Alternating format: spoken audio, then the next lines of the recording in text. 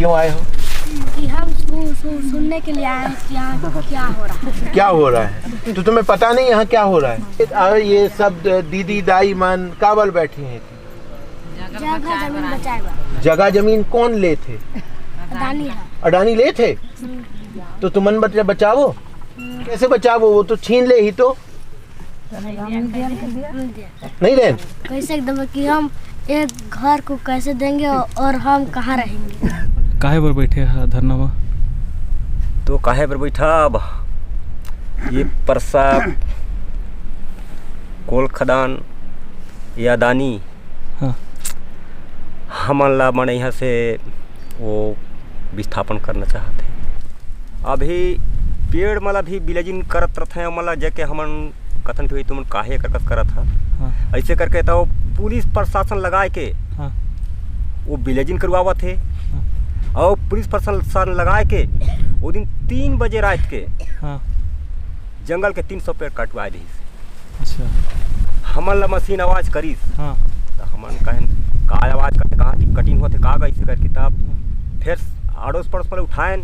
हाँ। ओकर बाद में गए। हाँ।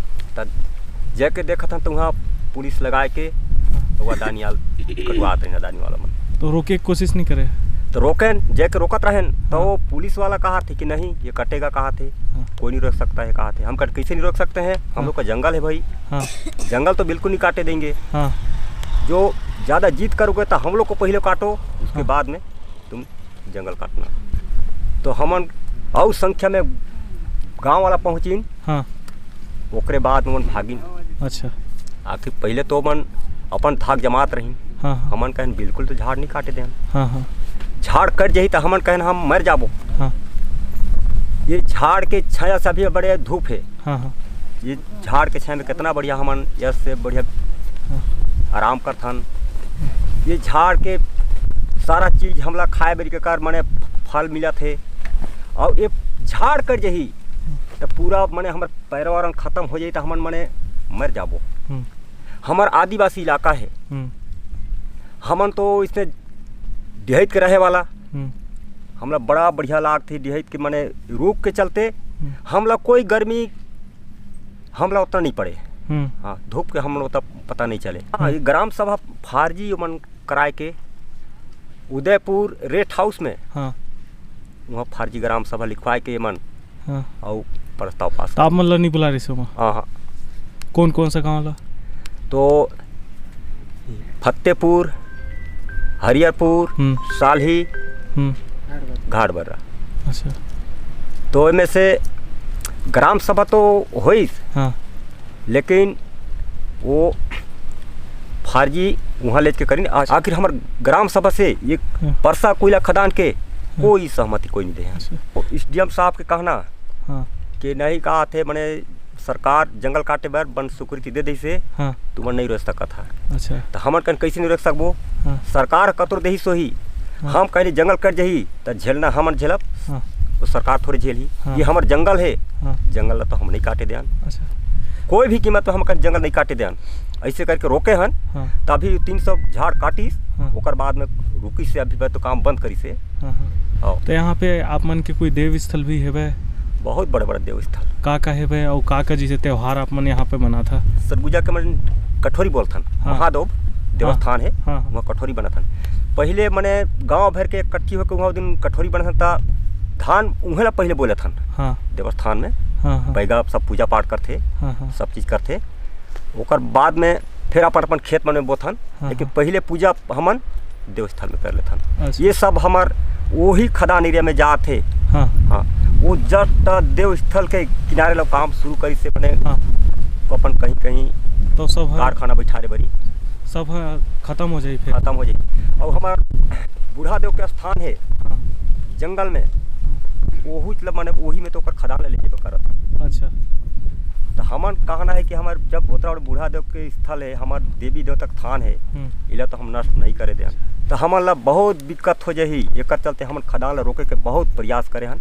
सब जन मिल करके और रोके के प्रयास करे हन। और रोक वो कहा था और रोक देवो खदान तो नहीं आए देवो। कोई भी हालत से हमन खदान ला रोक के रहो।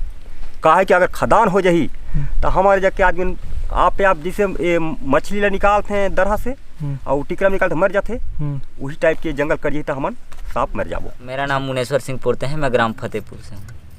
हम लोग धरना में मतलब पहले 75 दिन तक पिछले साल में बैठे।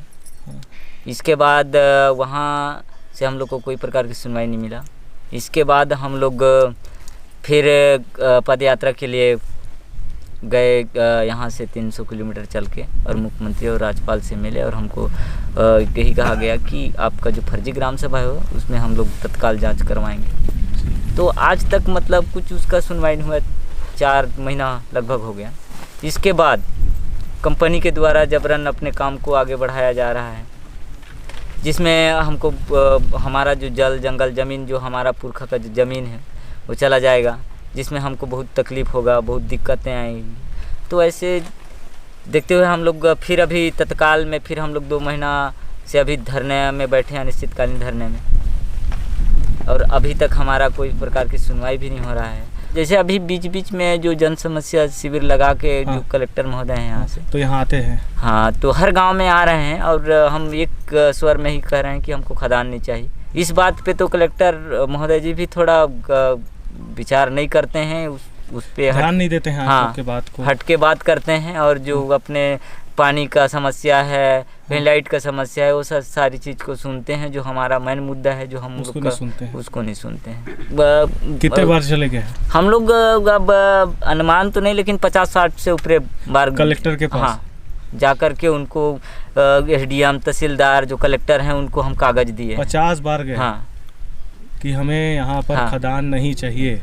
जैसे जैसे हमको पता चलता है न्यूज़ के माध्यम से या तो पेपर के माध्यम से कि इसका प्रक्रिया जो पर्यावरण की प्रक्रिया को बढ़ाया जा रहा है, या तो जो हमारा भूमि अधिग्रहण की या तो मौजा की कुछ भी चीज़ का हम लोग को मतलब जानकारी मिलता है न्यूज़ के माध्यम से, हम जाके उनका विरोध तुरंत कराते हैं। बट सुनवाई आज तक कुछ नहीं हुआ है। तो भैया जो जन समस्या शिविर लगा था, आप लोगों ने अपना बात रखा था, तो उसका क्या निराकरण हुआ है उसका? जी, अभी तक तो वहाँ पे निराकरण कोई प्रकार से नहीं किए गए।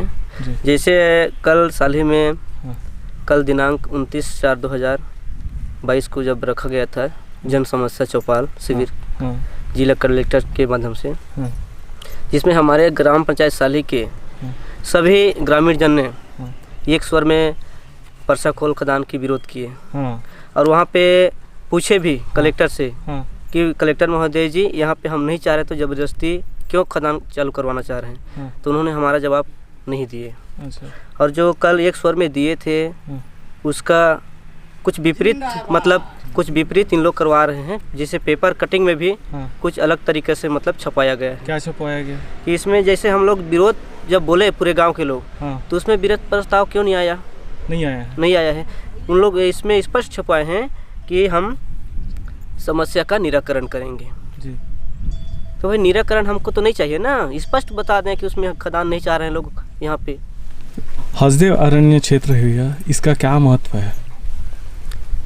हसदेव अरण्य क्षेत्र का देखिए, इसका व्यापक अलग अलग महत्व है। संस्कृति पे, जंगल से संबंधित, जैव विविधता पे, पर्यावरण, आदिवासियों का रहवास क्षेत्र है, जो जीव जंतु हैं, जो हाथी का रहवास क्षेत्र है, इस पर अलग अलग इसका बहुत ही महत्वपूर्ण क्षेत्र है।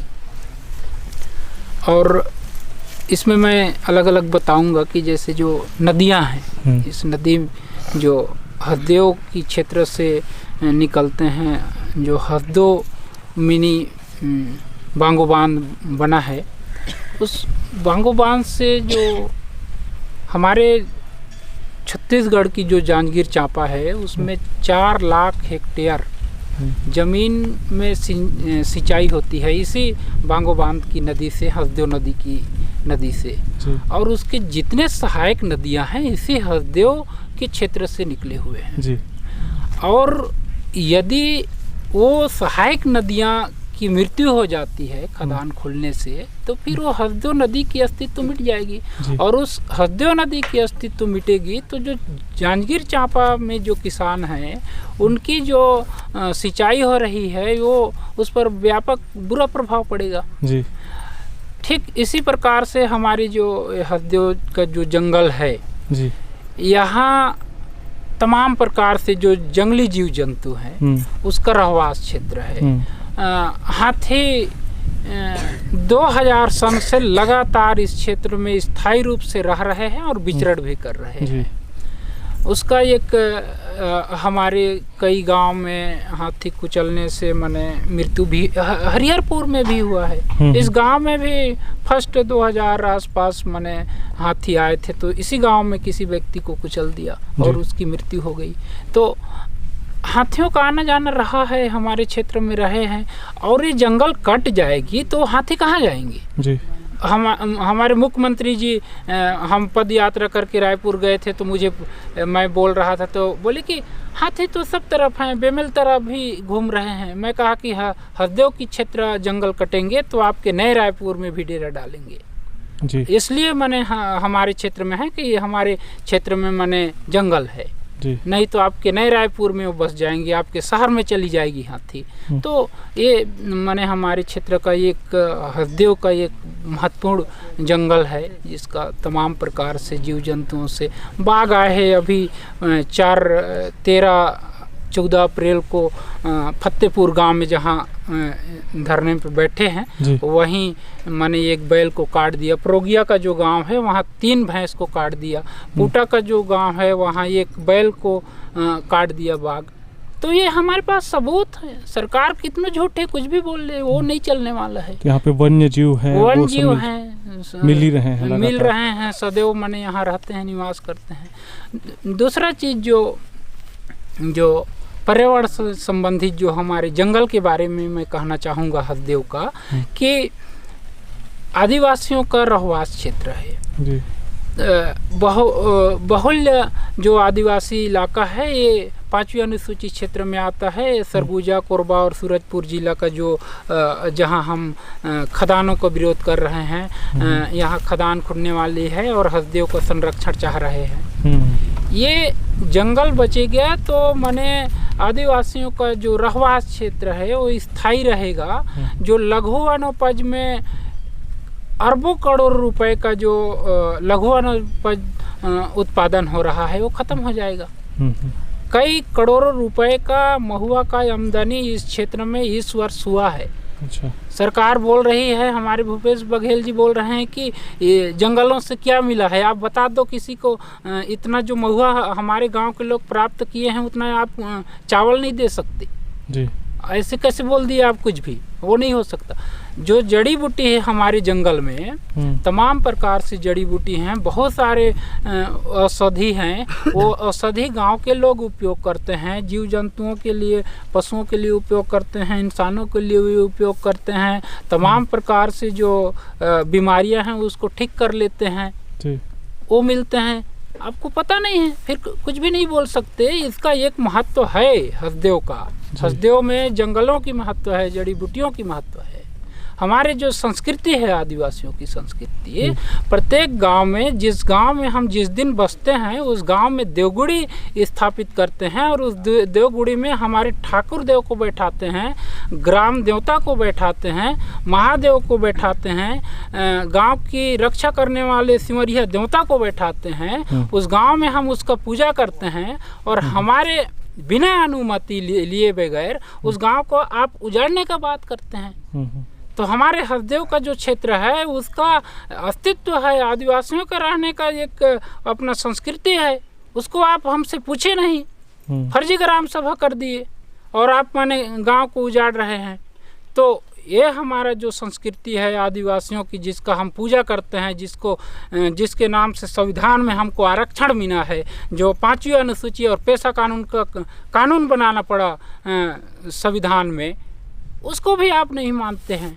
तो वो आज हमारे जो सालही गांव है जहां हम अभी हरिहरपुर में बैठे हैं, सालही गांव में 17 तारीख को बायर पूजा हो रहा था। बड़ी धूमधाम से गांव के लोग वहां बायर मना रहे थे, कठोरी त्यौहार जिसका हम पूजा करते हैं। पहले अपने धान को उस महादेव के पास जाते हैं और वहां बीज को डालते हैं, इसके बाद हम बरसात होने पर अपना बीज खेत में डालते हैं। उसका पूजा हुई और उसी रात में वहाँ 200-300 पेड़ अडानी कंपनी और सरकार के द्वारा काट दी गई जो विशालकाय पेड़ हैं, 400-500 साल से जो जीवित पेड़ हैं, माने हमारे पुरखों ने उसको बचा करके रखा है। उसको जानकारी पहले से नहीं दिया गया आप उसको हमारे गांव की जानकारी कहाँ देंगे, सरकार कहाँ देगी कि हम काट रहे हैं। वो तो फोर्स लगा करके काट रही है। हम लोगों को मना कर रहे हैं कि आप मत जाओ, हम काट रहे हैं। तो आप लोग रोकने की कोशिश नहीं गांव के लोग जा करके रोके हैं, तब वो अपनी पुलिस फोर्स ले जा करके मैंने हटाई है। तो ये जो हमारी मैंने जो संस्कृति है, हरदेव क्षेत्र में जो इलाका है उसका एक अपना अस्तित्व रहा है। ठीक इसी प्रकार से जो हाथियों का रहवास क्षेत्र में बोल रहा था, उसका एक बड़ा अध्ययन जो हमारे भारतीय वन जीव संस्थान से आया है, उसका रिपोर्ट ताज़ा रिपोर्ट है।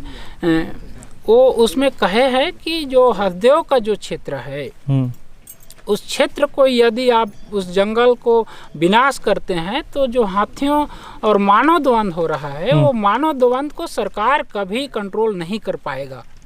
तो वो सारी संस्थाएं बोल रहे हैं, हम स्पष्ट रूप से ये जो हरदेव की अलग अलग व्यापक रूप से ये जो स्थिति बना हुआ है, इसको नज़रअंदाज क्यों किया जा रहा है। सरकार जिस प्रकार से हमारे हरदेव को उनका जो नज़रिया है कमज़ोर दृष्टि में देखने की, ये बहुत ही घातक है, देश के लिए घातक है। हम तो आदिवासी हैं, हम जैसे जी रहे हैं वो जिएंगे ही, लेकिन देश के लिए घातक है। ये हरदेव क्षेत्र को आप किसी प्रकार से उजाड़े तो हम आदिवासी ही यहाँ उसमें मरेंगे, ऐसी बात नहीं है। जो बड़े बड़े शहर है उसमें पहले तबाही आएगी जी। तो इसलिए हम इस हरदेव अरण्य के बारे में संघर्ष कर रहे हैं। इसको बचाने के लिए 10 साल से लड़ाई लड़ेंगे, चाहे हम जितना दिन जिएंगे इस क्षेत्र को बचाने का संघर्ष जारी रहेगा जी। धन्यवाद। जब मैं द्वाल अंदर गया, मैं कहा आज आप सारी अनुमति दे भी दोगे ना, तो एक चीज याद रखिएगा कि जो पेड़ कटाई की तस्वीरें बाहर निकलेंगी, कांग्रेस जवाब नहीं दे पाएगा। क्योंकि आज के समय हरदेव के जंगल का विनाश कोई भी, कितना भी आदमी जो है वो पर्यावरण के प्रति उसकी कोई संवेदना नहीं होगी, लेकिन ऐसे पेड़ों के कटने की तस्वीर हर आदमी को हिला देगी। और ये बात मैं राहुल गांधी को चेता के आया था। और जिस दिन यहाँ के पेड़ कटना शुरू हुआ है, आप विश्वास नहीं करोगे, पूरे देश में पिछले 4-5 दिन से हरदेव के अलावा ट्विटर पे और कुछ नजर नहीं आएगा। कहाँ राजस्थान में बैठा आदमी, गुजरात में बैठा आदमी, बेंगलोर में बैठा आदमी, दिल्ली में बैठा आदमी लिखे हैं, जो हम लोग ने फोटो डाली हैं उन्हीं फोटो को निकाल के रीट्वीट कर रहे हैं, पोस्ट कर रहे हैं, लिख रहे हैं भूपेश बघेल को, राहुल गांधी को। कांकेर, कोंडागांव, छोटे छोटे जगहों पे ब्लॉक स्तर पे पर्चा लेके ऐसे तस्वीरें खिंचवाई हैं और उन्होंने कहा भूपेश का आदिवासियों को मत उजाड़ो, हरदेव का जंगल मत काटो। हरदेव में आए थे तब भी यही कहा गया था हमें कि अडानी से कौन लड़ पाएगा, लेकिन 10 सालों से अडानी से हम लड़ रहे हैं और अडानी को झुकाए भी हैं। सत्ता को झुकाए कि नहीं झुकाए? पेड़ काटने दिया का? नहीं काटने दिया। आज भी हम जो है लड़ेंगे और हरदेव को तो बचाएंगे, ये तय है।